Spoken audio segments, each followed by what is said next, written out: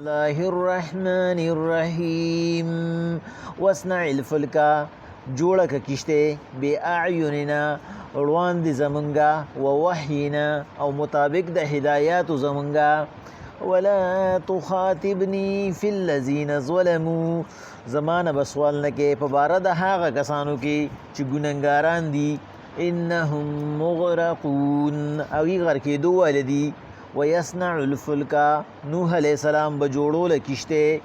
وكلما مر عليه ملأ من قومه او هر کله بچ تیرې دو سرداران د قوم داغو سخروا منه خندا به ورپورې کولا قال وی به ان تسحروا منا فإنا نسحر منكم ویل بوت نوح عليه السلام کتا سنن ما پورې خندا کوي د خندا بدل نوالما کما تسخرون لکه څنګه چې تاسو کوئ فسوف تعلمون زرد چې پته به مو لګي من یأتیه چې په چا راځي عذاب یخزیه عذاب د رسوایۍ او د ذلت ویحل علیه عذاب مقیم او جایز کوي ځان ته عذاب د همیشوالي حتی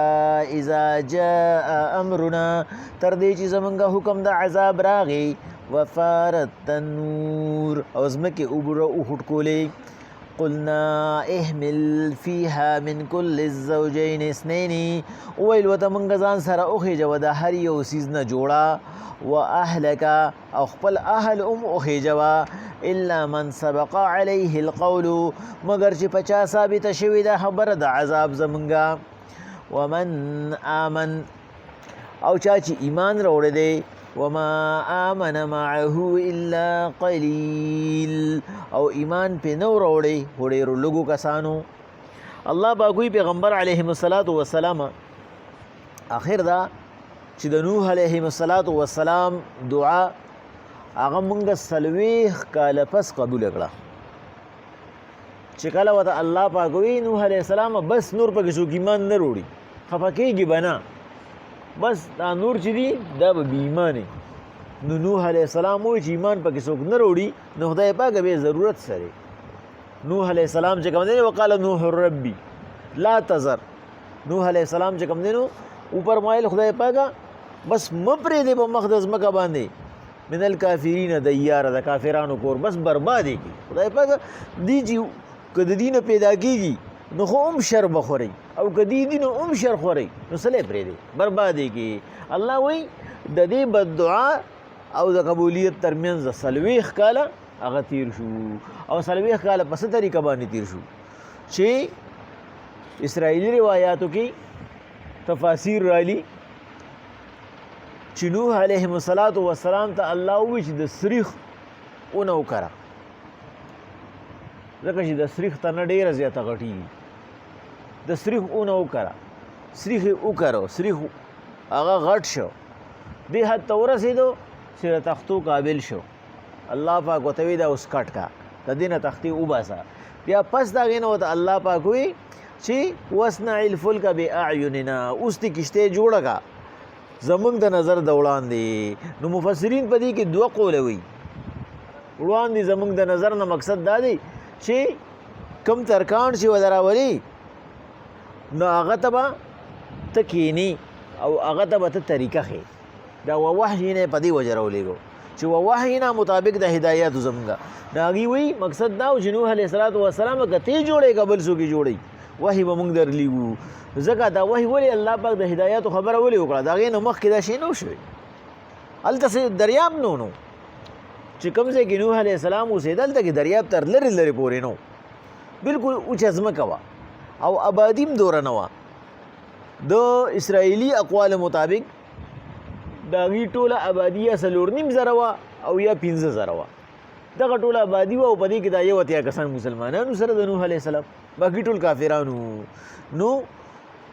پدې وجبانی پیغمبر علیه السلام به صحابه ته وی چې تاسو کله یو چې خوب ویني او یو چې دعا وکي نو دا غي په باره کې بدا نظریه ساته چې دا الله پاک ستاسو د پاره ستاسو د هغه ټیم د پاره پریخي دي چې کله الله پاک تاسو کې داغي اهلیت او قابلیت واچي د د چا به اک ټیمې د دعا د قبلېدو او د خوب چې الله ولا مقرر کړی دی چې بس د سره به داسې کېږي دا خوب ویره به یا خوب زما اک ټک و دعا اک ټک و دا اک ټک په دې وجه باندې شي چې الله پکې قابلیت واچي کني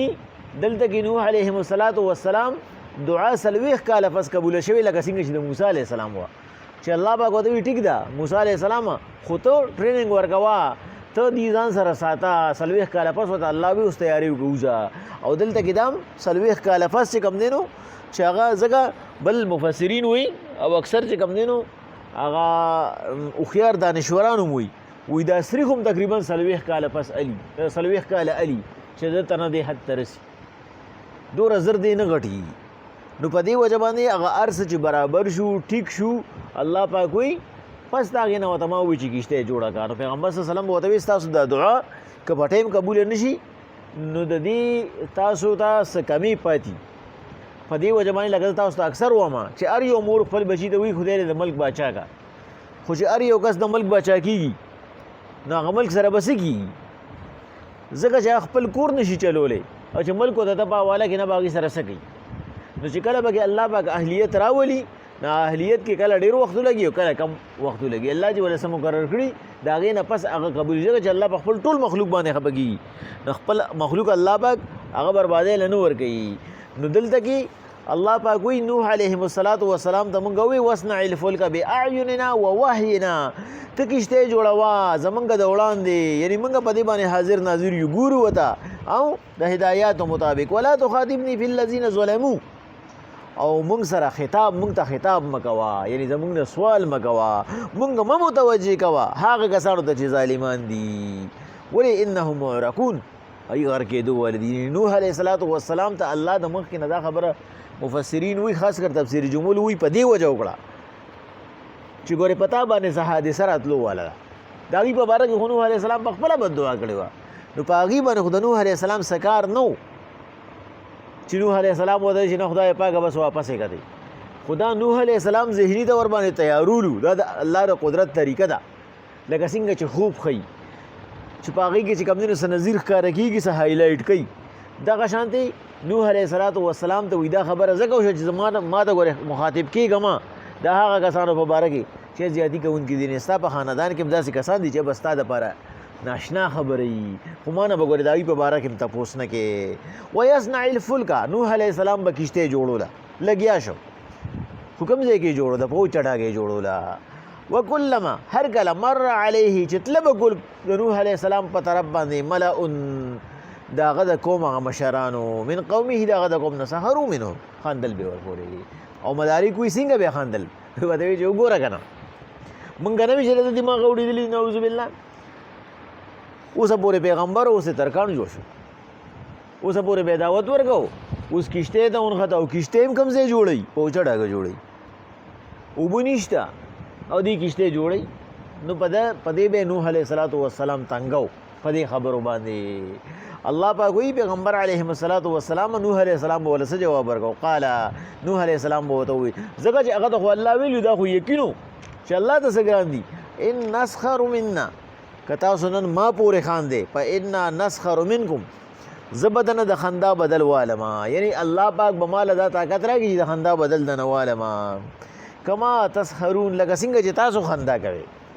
یو ورځ به راشي چې زه به در پورې هم وخاندم لکه څنګه چې تاسو خندا کوئ فسوف تعلمون پته به مو لګي دا تاسو چې نن سوایې او ستاسو یقین نه راځي یو ورځ به په خپلو سترګو به ووینئ یقین به م راشي من یأتیه عذاب یخزیه چې په چا باندې عذاب راځي د رسوایې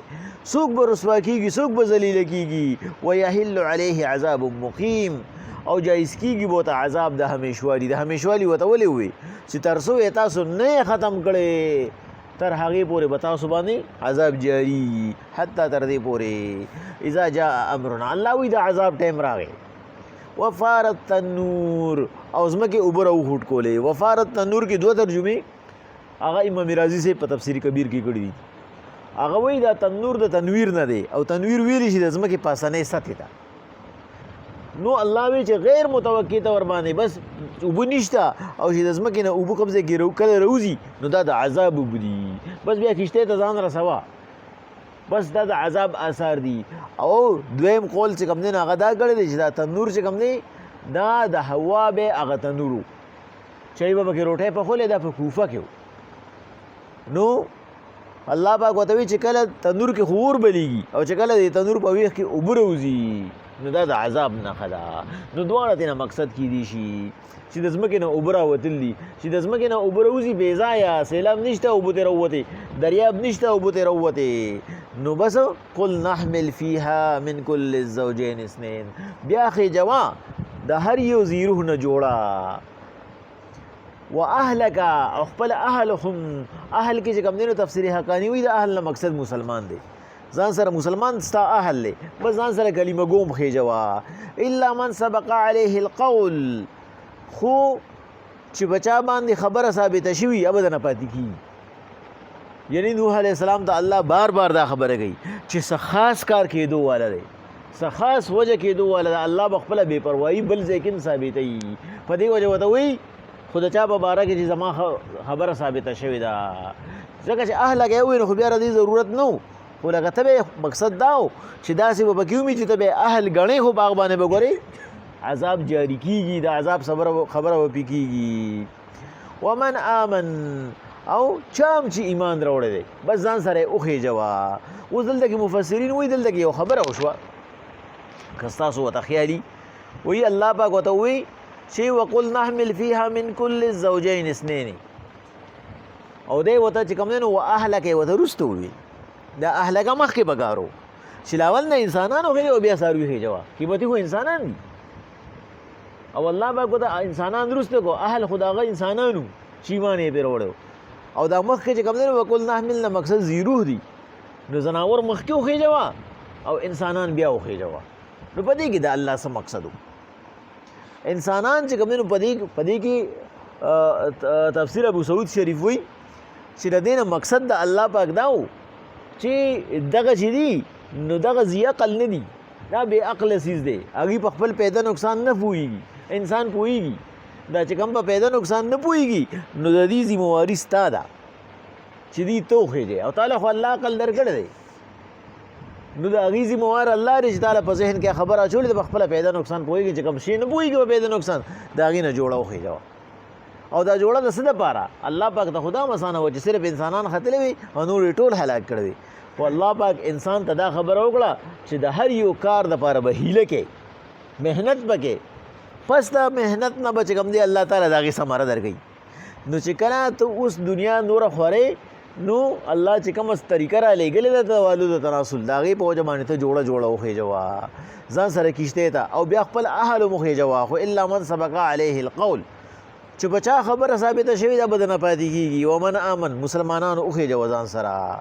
وما آمن معه الا قلیل الله وایي پیغمبر علیهم الصلاة والسلام ته په دې خبره باندې مطمئن شه او دا ستا دپاره د حوصله افزایي ده چې په تا باندې هم بلا خلکو ایمان راوړی دی باندې خو ډېر لږو خلکو ایمان راوړی چې یا شپږ تنه و د یو قول مطابق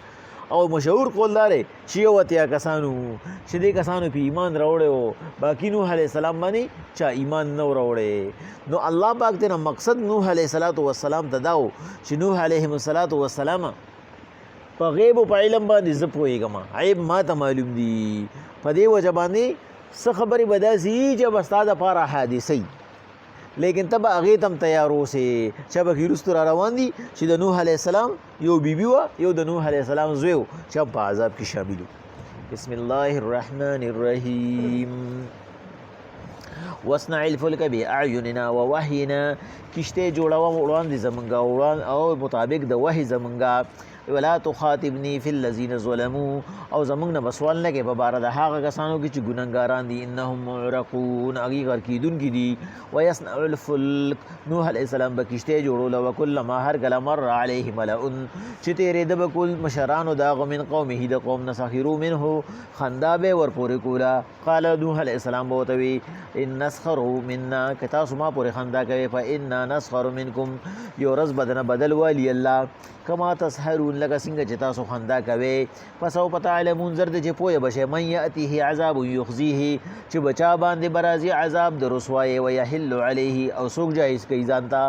عذاب مقیم، عذاب د همیشوالی، حتی تر دې پورې اذا جاء امرنا چراغ حکم د عذاب زمونږ وفارت النور زمکه اوبو اخټ کولې فلما هر کلا قلنا اویل منگا احمل پیها اسکنا وزن سر کشتے کی من کل الزوجین اثنین د هر یو قسم زیروهنا جوڑا و اهلک اخپل اهلهم الا من سبق علیه القول خو چې بچا د عذاب خبره ثابته شوی د پاتې کیږي به ومن امن مسلمانان خې جواب وما آمن معه الا قلیل او په نوح علیہ السلام ایمان نو راوړی خو ډېرو کمو خلکو وصنع الفلک باعیننا ووحینا کشته جوړه کا ډلوان دي زمونږه او مطابق د وحی زمونږه ولا